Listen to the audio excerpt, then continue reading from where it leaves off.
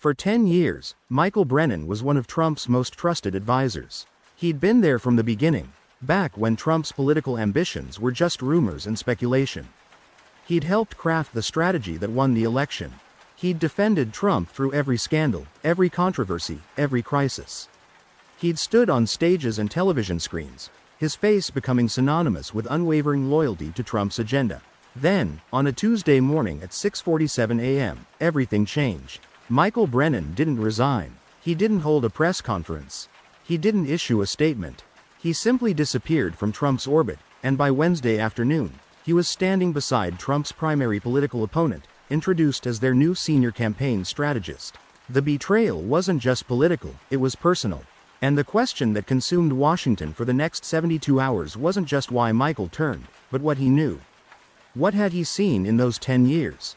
What secrets was he taking to the other side? Now, we're about to explore the most shocking political defection in modern American history. A story of loyalty, betrayal, and the moment when one man decided he could no longer defend what he'd helped create. The perfect loyalist. To understand the shock of Michael's defection, you need to understand who he was in Trump's world. Michael wasn't just another political operative. He was the guy who'd been in the room for every major decision. He'd traveled on Air Force One. He'd attended classified briefings. He'd sat at Trump's desk in private moments when cameras weren't present. He knew how Trump thought, how he made decisions, how he reacted to pressure. More than that, Michael was a true believer. Or at least, everyone thought he was. He defended Trump with a conviction that seemed genuine, not just professional. When other advisors privately expressed doubts, Michael doubled down. When staffers questioned controversial decisions, Michael shut down dissent. Trump trusted him completely. In an administration marked by constant turnover and backstabbing, Michael was the reliable constant. Trump once said in an interview, "Michael gets it. He understands what we're trying to do. I trust him with everything."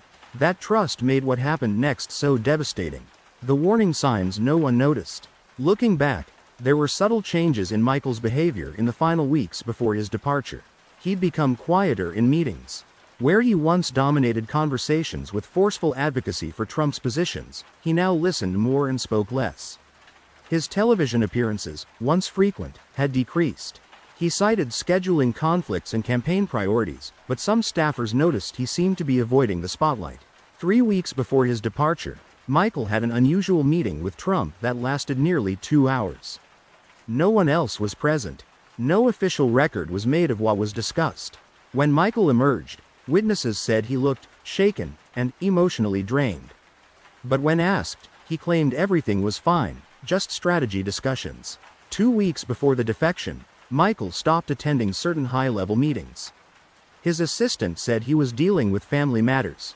His absence was noticed but not questioned. Everyone assumed loyalty like Michael's was unshakable. 1 week before he left, Michael sent an encrypted email to 3 journalists he'd never contacted before. The email contained no information, just a request. "If something significant happens in the next few days, please reach out directly to me, not through official channels." The journalists found the message strange but didn't follow up immediately. Then came Tuesday morning.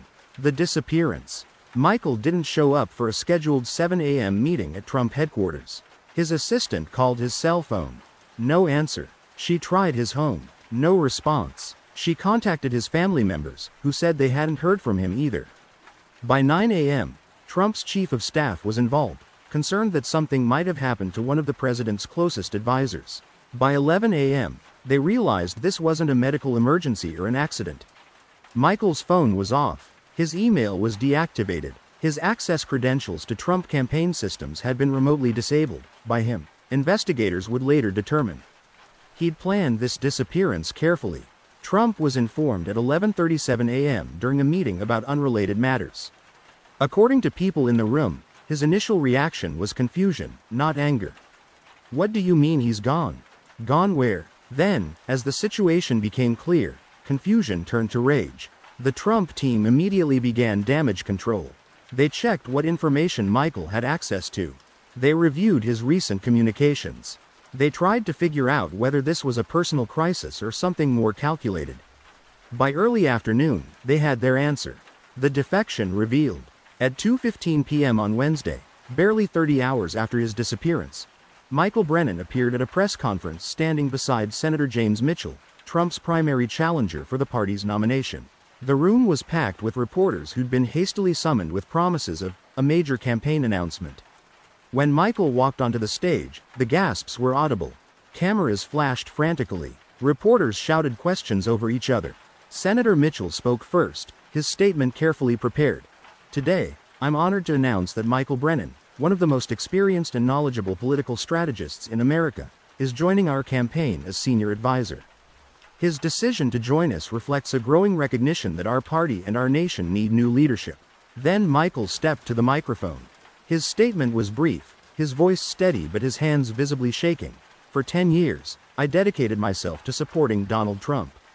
I believed in what we were trying to accomplish. I defended decisions I thought were right. But over time, I've witnessed things that I can no longer reconcile with my conscience or my values. I've reached the conclusion that Donald Trump is not fit to continue leading our party or our nation. That's why I'm joining this campaign, because I believe Senator Mitchell represents the principled conservative leadership America needs." He took no questions. The press conference ended after 7 minutes. But those 7 minutes detonated a political bomb that would dominate news coverage for weeks. Trump's reaction.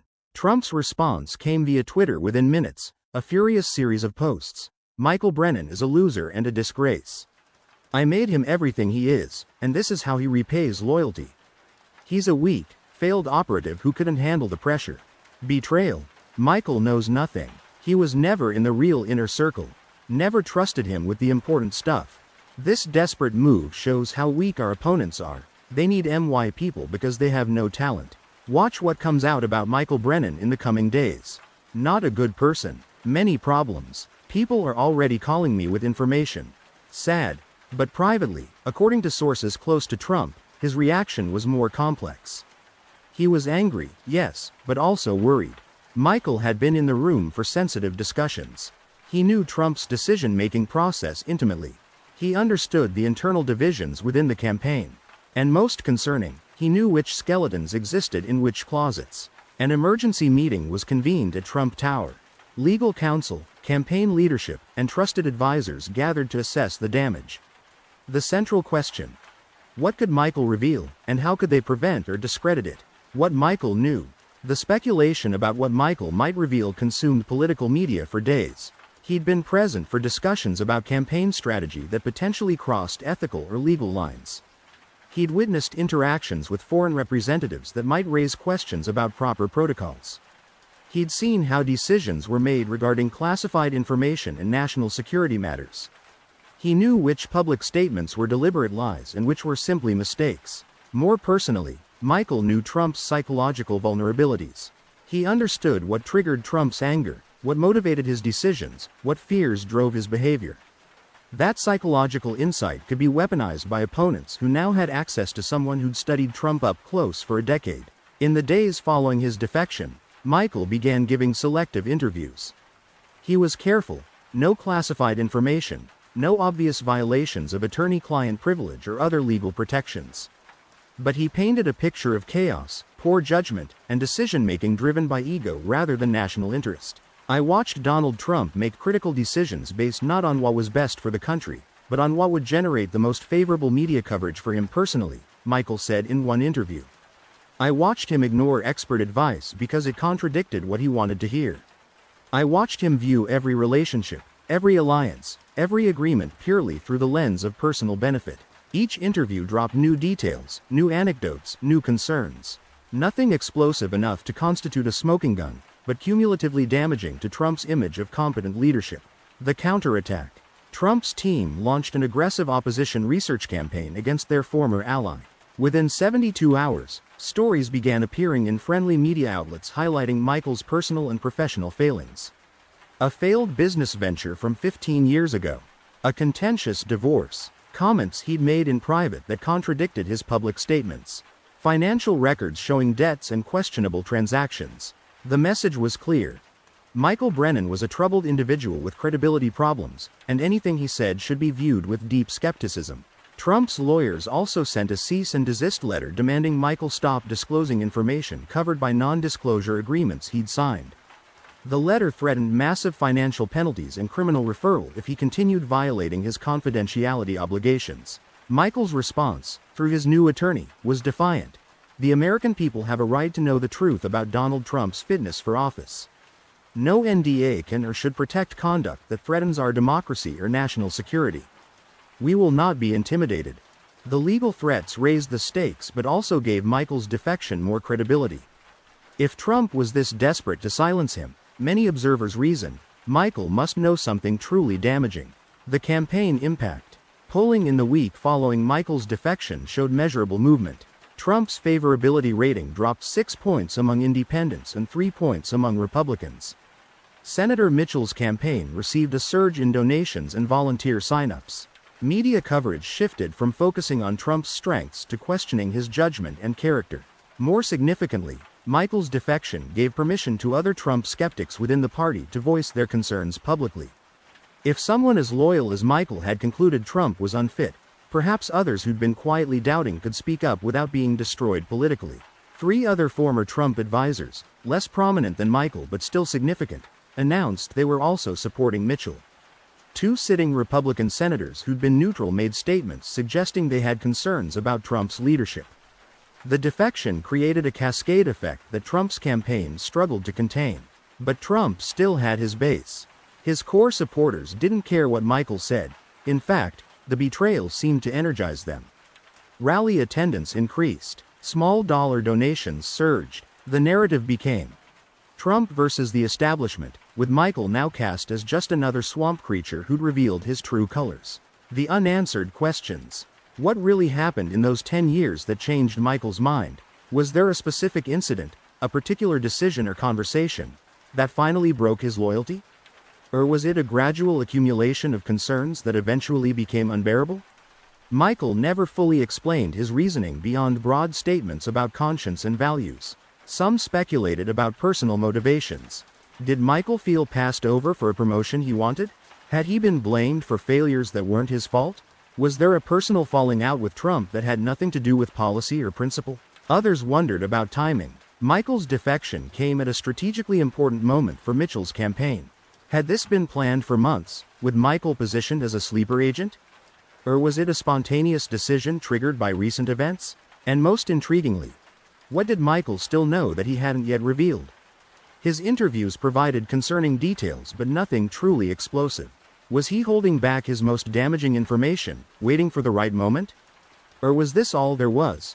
A principled defection by someone who'd simply had enough? The aftermath.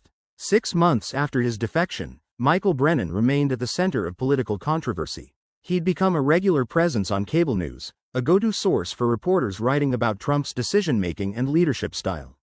His insider knowledge made him valuable, but his betrayal made him controversial. Some viewed him as a courageous whistleblower. Others saw an opportunistic traitor. Trump continued attacking him regularly on social media, unable to let go of the betrayal. The legal battles over the NDAs continued, with neither side backing down. And the information Michael possessed, or claimed to possess, hung over Trump's campaign like a shadow. Senator Mitchell's campaign benefited from Michael's expertise but also struggled with the optics of embracing such a high-profile defector. Opponents accused Mitchell of being willing to work with anyone, regardless of their past loyalties, as long as they opposed Trump. The story of Michael Brennan, the loyalist who turned, became a symbol of the broader Republican Civil War. It represented the choice facing everyone who'd supported Trump: continue defending him regardless of concerns, or break ranks and face the consequences of betrayal. Michael had made his choice. Whether it was conscience or calculation, principle or ambition, only he truly knew. But his defection demonstrated that in Trump's political world, loyalty was the ultimate currency, and betrayal was the unforgivable sin. 10 years of trust, destroyed in 30 hours. That was Michael Brennan's legacy. The man who knew everything and decided he could no longer keep it to himself.